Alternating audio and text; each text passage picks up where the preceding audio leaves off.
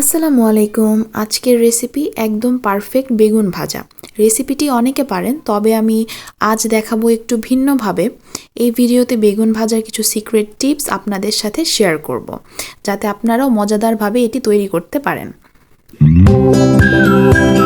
আজকে আমি গাছে থেকে বেগুন ছিঁড়ে নিয়ে তারপরে বেগুন ভাজাটা করব।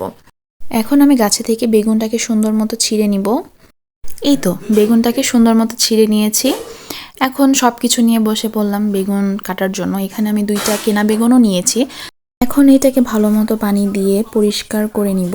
পরিষ্কার করে নেওয়ার পরেই তো এখানে আমি ছুরি নিয়ে বসে পড়েছি। এখন এটাকে পিস পিস করে কাটার পালা। এই তো আমি প্রথম পিসটা করলাম, দ্বিতীয় পিসটা করলাম। এটার থিকনেস ঠিক এরকমই হবে। বেশি পাতলা করে কাটলেও এটা পারফেক্ট হবে না, বেশি মোটা করে কাটলেও এটা পারফেক্ট হবে না। ঠিক এরকমভাবে পিসটা করতে হবে যাতে এটা পুরোপুরি পারফেক্ট হয়। আমি কাটার পরে পরেই পানি দিয়ে একটু ধুয়ে নিব, বেশি সময়ের জন্য না, অল্প সময়ের জন্য।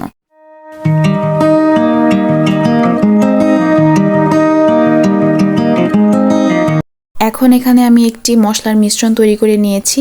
এখানে দিয়েছি 2 টেবিল চামচ ময়দা, 1 টেবিল চামচ লাল মরিচের গুঁড়া, 1 টেবিল চামচ হলুদের গুঁড়া, 1 টেবিল চামচ লবণ দিয়ে এই মিশ্রণটাকে আমরা একটু নেড়ে মিশিয়ে নিব।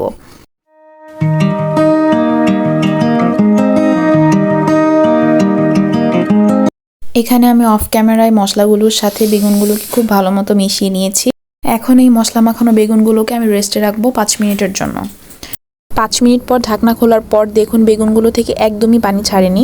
নর্মালি দেখা যায় যে হলুদ মরিচ দিয়ে বেগুন ভাজার সময় সেগুলো পানি ছেড়ে দেয় কিছু সময় রাখার পরে, কিন্তু এই ক্ষেত্রে ময়দা দেওয়ার কারণে একদমই পানি ছাড়েনি। আর এটা খেতেও খুবই মজা লাগে। এখন প্রত্যেকটা সাইড আমি 1 to 2 মিনিট করে ভেজে নিব।